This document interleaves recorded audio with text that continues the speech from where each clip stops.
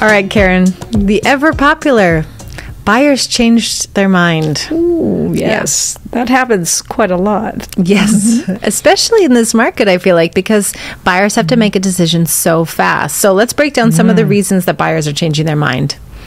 Well, first off, you just got a good point about so quickly. So in this market that's very, very aggressive and moving so quickly, and we're seeing these prices just escalate before you can blink an eye, you get to see the property.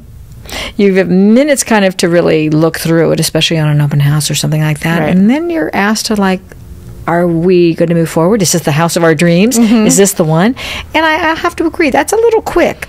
But in an aggressive market like this, you do need to look. You do need to make a decision if you're going to put an offer in and move forward. So time is a big one. It's a number one to me. Maybe not enough time. During COVID specifically, when you only had 15 minutes in a property to decide, and sometimes 2-3 story high, there's an acre of land. How can you get all that in 15 minutes? And then to decide, is this the one I'm going to spend $1 million on?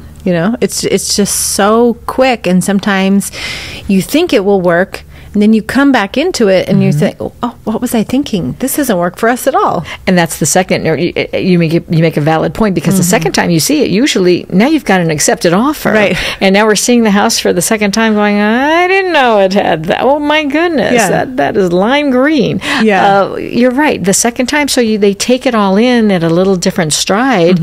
And you know what? Sometimes we find they're not so in love with that property. So they might feel they have made a very quick decision. And we are seeing that, people feeling that they're making quick decisions. I didn't have enough time. This market is not allowing you enough time right now. We know that. Yeah. Well, and we also have those buyers that just have an indecision problem.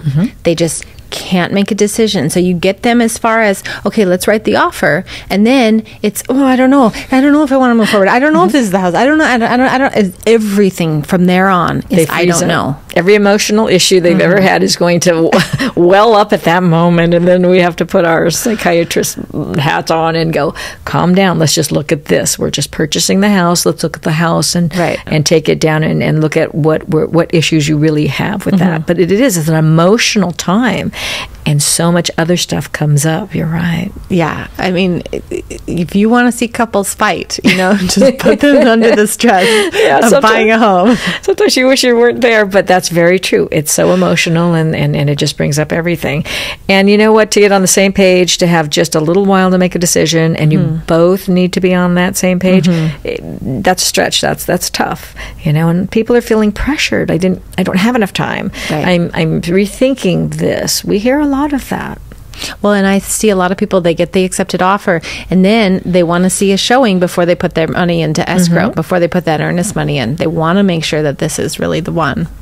I had an escrow go south because they were getting a gift amount from the parents, and so even though this couple, they really wanted to live there, their son had a best friend across the street, and then the parents said, well, this wasn't our favorite property. And so even though the buyers particularly were gung-ho, the parents and totally undermined the whole thing. Absolutely, and there's some clout there, I guess, if you are giving gift money, you have some sort of say. So that's very true. That can totally undermine decisions that were made, and then you have to unwind and scramble. Now you have to find something else, and now we want to bring the parents or whoever that person is. So many cooks involved in the kitchen. Sometimes there's 4 or 5 names on that purchase. Then you're thinking, gosh, all of these people have to be on board with this one property. It's hard enough with a couple, with 2 people. So yes, I definitely know how that feels. But there's so many things that can unhinge those types of situations. We've seen that actually quite a bit recently. Yeah, I mean, another one that I had, the buyer panicked so hard and so fast, he called escrow directly instead of calling his own agent. Help, please, I want to get out. And the escrow was like, I think you need to maybe fill some paperwork out, or you should touch base with your agent. And so I got a call from escrow before I got a call from the other agent saying, I think the buyer's out. Yeah, and you can't do that like discreetly and quietly. I mean, if you're going to blow apart an escrow, if you're going to blow apart a sale, everybody needs to know. Plus, everybody needs to sign. You know, Right. you think you've just changed your mind. You've involved the buyers, the sellers, escrow. There's a lot. So it's not just as simple as going, oh, changed my mind. Right. There's a lot to it, you know. But sometimes just the property isn't right, too. Have you had that situation where, you know, you think you're making the right decision, but maybe they've compromised in a place that just they can't compromise. Right. I've seen people too, they come and see it at a different time of day. And the lighting is wrong, or the neighbors are all getting home at this time and there's a lot of noisy cars, or there's too many kids, or there's not enough kids, and you know, there's so many different lifestyle needs for people, and sometimes the neighborhood just doesn't work for that. True. And that's very true, because if you want peace and quiet and you are deciding on a house that's just you think the right price and has all the right, you know, layout for you, but it's right next to a park, that's not going to work. Right. You think it is, but it's not going to. In fact, I recently had a client that did purchase, that thought she wanted this big, spacious house on this very grand piece of property, and it's absolutely stunning. The sunsets are incredible. It's like a moving artwork. It's simply beautiful. But we found out it isn't the right house for her because the upkeep was just too much. It was just too much property, too much house. And you know what? So we've turned around a year later and made another decision to put it on the market. You know, it's not going to be a bad thing for her because her property's already appreciated. But you know what? Sometimes we can decide on the wrong house. You know, we can settle. We can settle for a 2-car garage when we really, really needed a 3. Or maybe we needed a family room and a living room, and we opted for just 1 grand room. You know, there are considerations, and sometimes people decide it's just not the right property, but I was willing to accept it, but now I'm not. Right. Well, and sometimes that's what you have to do. I mean, particularly with people who are thinking, I'm going to buy my first house and it's going to be my forever home. Right. It's not likely to be the case, That's especially so true. here in Southern California.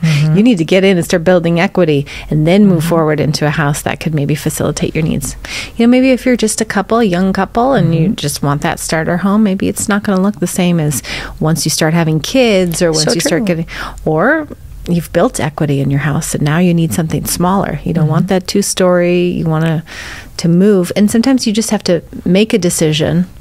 And even if it's the wrong one, you just make another decision. You know, houses have life cycles. They do. So you mentioned being a young couple starting out. You know, that's probably a condo, a very small condo, and then maybe life changes and family kind of grows, and that condo doesn't fit. And then we need to move up to a home. And that's where the big 2 stories and the yards and the, you know, bigger properties work.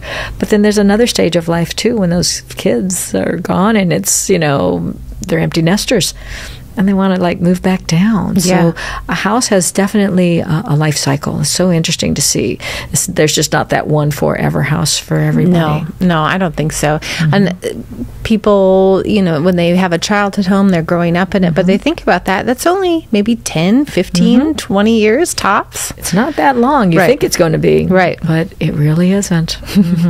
And then it makes way for that property to move into other families or other situations that have that need. You know, it's interesting. We see this cycle all the time. Well, it'll be interesting. You know, sometimes a young family will move into a neighborhood. It's all retirees, and then all of a sudden, one by one, all the houses start turning over, and sure enough, now there's 20 kids on the block. Absolutely, I've seen that in my own neighborhood. So that's very true. So, you know, buyers, what they think they want, they sometimes don't always buy either. You know, they give you the laundry list. If I of had what a nickel, and you're like, this is nothing like what we discussed. This is nowhere even near the area, let alone the property. So you have to always be ready for that, and we do. We like to listen because we need to get those real key points, but it's never what it is. It never really is what they think it's so fun. They think, okay, I can't accept anything without a 3-car garage. And then they end up with a place that only has a carport.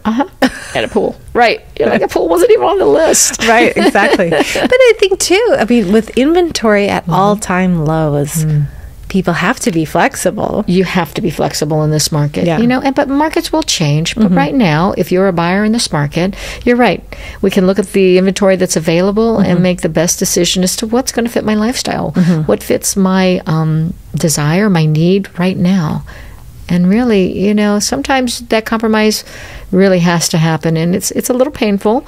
But if you're in this market right now, then that's why you need professionals, professional realtors like you and I to help guide you through that, because you can't just write that laundry list of all the wants and needs and think that house is just you're going to get it. No, no, it doesn't definitely really happen not. like that. No, it's never happened like that. I've come close. If it's 85% right, then you need to jump on that house right now. Right, 85 exactly. is close enough. It's very close. I mean, buyers change their minds for all different kinds of reasons, but they really need an experienced realtor with them to help them through the process, because a lot of times they've never bought a house, or they've only bought one other one. I mean, there's rarely people that have purchased multiple properties and really know what they're looking for, or how to buy a house. You really need someone to help guide you, shepherd you through the process, and help you to understand the potential of a property. Well, that's very true. And then you've got the other side where you may have had somebody for 20 years, so they're still not that experienced. 20 years ago when you purchased a house is very different than it is right now. And you know what, we're seeing that with our current escrow, that very educated, smart people, but they haven't sold a house in so long or bought a house, that this is a totally new experience. It is. And they need us every step of the way to keep the pace, which is very fast paced, and to keep things moving and decisions happening. I don't know if you've seen that one Instagram reel that was making the rounds, where it was like, okay, hold my hand, we're going to go into the buyer's market. And then all of a sudden she's like, I can't hold on tight. It's like, hold on tight. That's how every day feels. Don't let go. That's every day right now. So yes, that's a lot going on. And I think, what the good part is, you need to rely on somebody. You have to have somebody, because I don't think most buyers have the stomach for this. They just don't know. And right now it's too aggressive of a market to get in without thinking, I need some guidance. I need some help. Right. I need solid people that can help me make solid decisions. So. And sometimes you just have to have someone asking the right questions. Is this house not right for you because of the way it is currently? Or could you add this? What would it cost? Maybe you want to have an estimate for changing the layout of a bathroom. If it's really the bathroom that's the problem, can we change the bathroom to fit your needs? Right. And are those costs so minimal that it isn't really an issue? Absolutely right. It's absolutely correct. We just have to really dive in.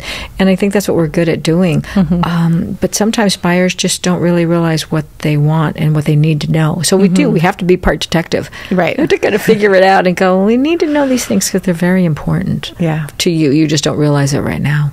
Yep. But such is life. Sometimes buyers just change their mind, and we do the best that we can. Sometimes they just get panicked. Yeah. And you know what? And then, therefore, again, we go in, calm, and make sure that we aren't making a bad decision and walking away from something that you will regret. Right. I'm fine with a decision as long as it's been well thought out and there's really a specific reason you don't want a property. But sometimes it's just calming the buyer's nerves. Do you ever wish a buyer would change their mind? I'm trying to think back if I've ever had that issue. I did years ago, where I had a buyer, and it was her first place, and she just had so many meltdowns. I actually told her, maybe you shouldn't buy. Maybe you really shouldn't own a home, because she went into meltdown mode when she saw a little tear in the screen.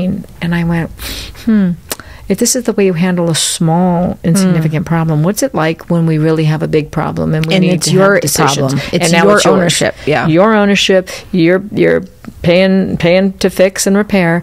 We need to make sure you're of a mindset that makes sense. It was the only time I ever really counseled her. Maybe no.